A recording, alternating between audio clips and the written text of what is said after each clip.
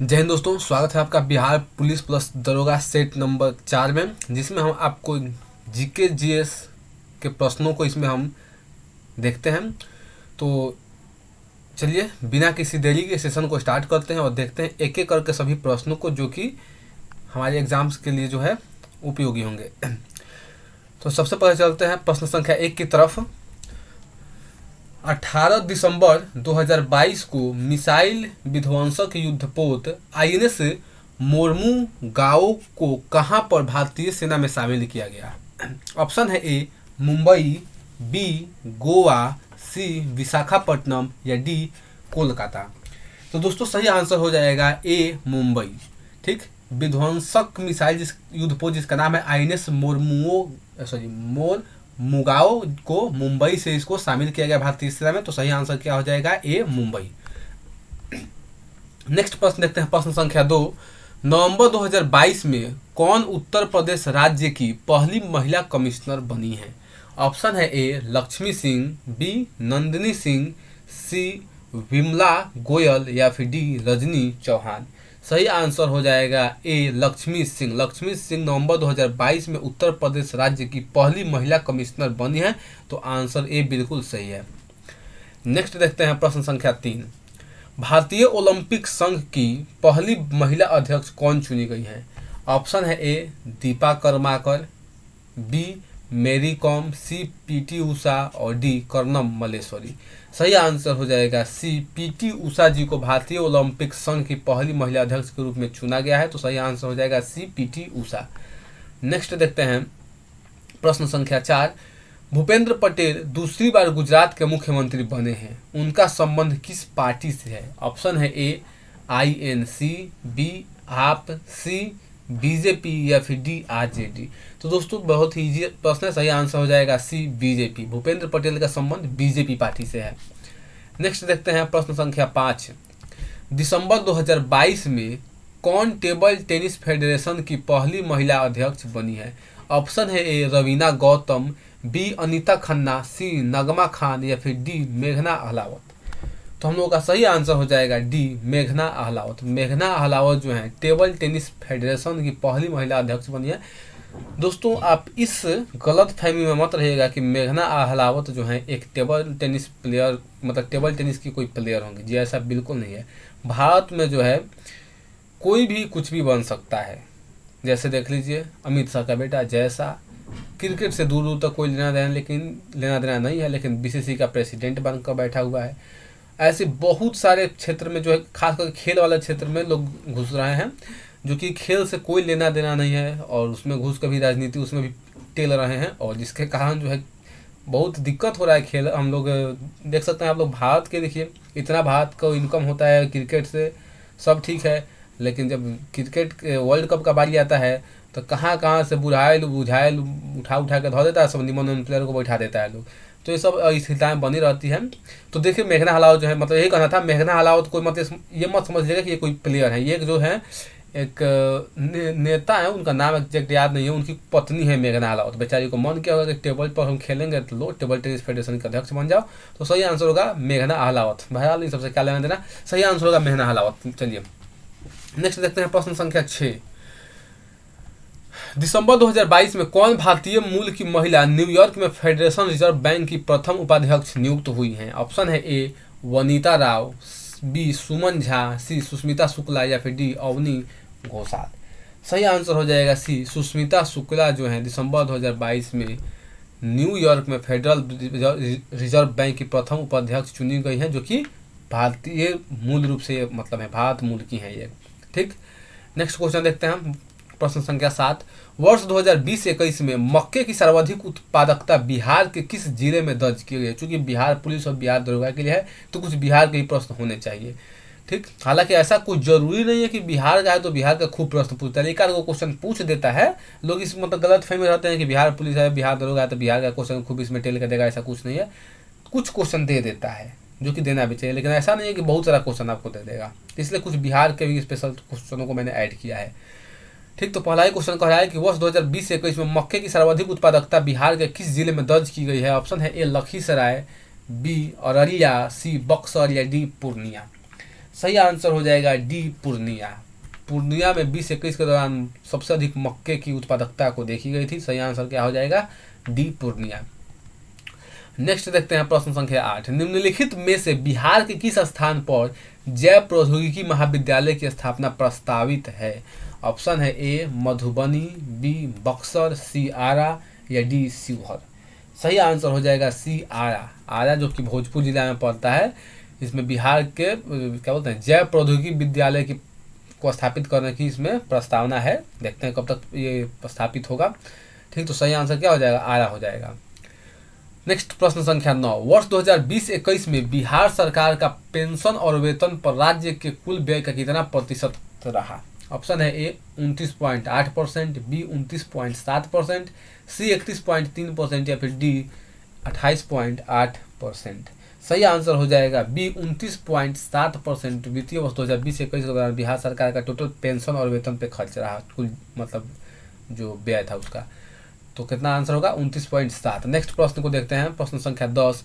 बिहार का पहला जैविक ग्राम किस जिले में स्थित है? ऑप्शन है ए दरभंगा, बी समस्तीपुर, सी मुजफ्फरपुर या फिर डी औरैया। सही आंसर हो जाएगा बी समस्तीपुर। बिहार का पहला जैविक ग्राम किस जिले में अवस्थित है? तो समस्तीपुर में अवस्थित है। नेक्स्ट देखते हैं प्रश्न संख्या 11। 42वें संविधान संशोधन अधिनियम ने कुछ विषय, यहाँ पे ने होगा, नए नहीं, ने होना चाहिए, ने कुछ विषय राज्य सूची से समवर्ती सूची में डाल दिए। इसमें से कौन से नीचे गलत उल्लेखित हैं? ऑप्शन है ए शिक्षा और वन, बी वन जंगली जानवर का संरक्षण, सी शिक्षा पक्षियों का संरक्षण या फिर डी वन और स्थानीय सरकार। तो चलिए मान लीजिए पहला पता ना हो, दूसरा पता ना हो, तीसरा ही पता ना हो, चौथा में देखिए कह रहा है वन एवं स्थानीय सरकार। क्या स्थानीय सरकार समवर्ती सूची का विषय है? जी बिल्कुल नहीं। स्थानीय सरकार जो है राज्य सूची का विषय है। तो बाकी तीन को क्या जरूरत है कि बाकी क्या दिया है? सही आंसर क्या हो जाएगा? डी हो जाएगा, क्योंकि कहा है कि कौन जो है गलत उल्लेखित है। तो सही आंसर क्या हो जाएगा? वन तो होगा, लेकिन स्थानीय सरकार जो है ये राज्य सूची का विषय है, ना कि समवर्ती सूची का विषय है। तो सही आंसर इसका डी हो जाएगा। नेक्स्ट देखते हैं प्रश्न संख्या 12। 33वें 2024 ओलंपिक खेलों की मेजबानी किसके द्वारा की जाएगी? ऑप्शन है A Los Angeles, B Tokyo, C Paris या डी एथेंस। सही आंसर हो जाएगा सी पेरिस। 33वां ओलंपिक जो कि 2024 में होने वाला है, इसकी मेजबानी कौन सा देश करेगा, मतलब कौन सा शहर करेगा? पेरिस करेगा, जो कि फ्रांस का शहर है। इसके पहले 2020 वाला कौन किया था? तो टोक्यो ने किया था। ठीक, नेक्स्ट क्वेश्चन की तरफ चलते हैं। प्रश्न संख्या 13। जहांगीर के शासनकाल के दौरान निम्नलिखित में से किस चित्रकार को नादिर उल असर के खिताब से नवाजा गया? ऑप्शन है ए अबुल हसन, बी मनोहर, सी बिशन दास या फिर डी उस्ताद मंसूर। सही आंसर हो जाएगा डी उस्ताद मंसूर को जहांगीर के शासनकाल में नादिर उल असर के खिताब से नवाजा गया था। नेक्स्ट प्रश्न संख्या 14। नाभिकीय रिएक्टर का वह गुण जो अभिक्रिया को नियंत्रित करता हो। ऑप्शन है ए मंदक, बी शीतलक, सी नियंत्रक छड़ या डी ईंधन। सही आंसर हो जाएगा सी नियंत्रक छड़ जो है नाभिकीय रिएक्टर में अभिक्रिया को नियंत्रित करता है, इसलिए सही आंसर क्या हो जाएगा? सी नियंत्रक छड़। नेक्स्ट प्रश्न संख्या 15। यूटोपिया का लेखक कौन है? यूटोपिया एक पुस्तक है, इसका लेखक कौन है? ऑप्शन है ए थॉमस मूर, बी शेक्सपियर, सी प्लेटो या डी इरास्मस। सही आंसर हो जाएगा ए थॉमस मूर। ठीक, तो सही आंसर क्या हो जाएगा? ए थॉमस मूर। नेक्स्ट देखते हैं प्रश्न संख्या 16। निम्नलिखित में समूह का उदाहरण कौन है? ऑप्शन है ए रेलवे स्टेशन पर प्रतीक्षा करते यात्री, बी सिनेमा दर्शक, सी संगीत समारोह में दर्शक या फिर डी परिवार के सदस्य। तो सही आंसर हो जाएगा डी परिवार के सदस्य। इनमें से परिवार के सदस्य जो है समूह के क्या करते हैं? समूह का एक उदाहरण है। तो सही आंसर डी हो जाएगा। नेक्स्ट प्रश्न संख्या 17। अरुणोदय योजना किस राज्य द्वारा शुरू किया गया है? ऑप्शन है ए मेघालय, बी असम, सी त्रिपुरा या डी मिजोरम। सही आंसर हो जाएगा बी असम। असम के द्वारा अरुणोदय योजना को शुरू किया गया है। तो सही आंसर क्या हो जाएगा? बी हो जाएगा। नेक्स्ट देखते हैं प्रश्न संख्या 18। निम्न में से कौन सी समिति मौलिक कर्तव्यों से संबंधित है? ऑप्शन है ए संथानम समिति, बी केलकर समिति, सी धर समिति या फिर डी स्वर्ण सिंह समिति। तो सही आंसर हो जाएगा डी स्वर्ण सिंह समिति का संबंध जो है मौलिक कर्तव्यों से है, जो कि किस देश से लिया गया है? तो यूएसएसआर से लिया गया है। बाकी जो समिति है उनको थोड़ा बहुत देख लेते हैं, जैसे कि संथानम समिति। तो संथानम समिति का संबंध जो था वो प्रशासनिक सुधारों से था, ठीक है। केलकर समिति की बात करें तो इसका संबंध था सार्वजनिक तथा निजी क्षेत्र के कंपनियों की साझेदारी से, इसका संबंध था केलकर समिति का। तीसरा बात करें धर समिति, तो धर समिति का संबंध था भाषा के आधार पर राज्यों के पुनर्गठन से, ठीक।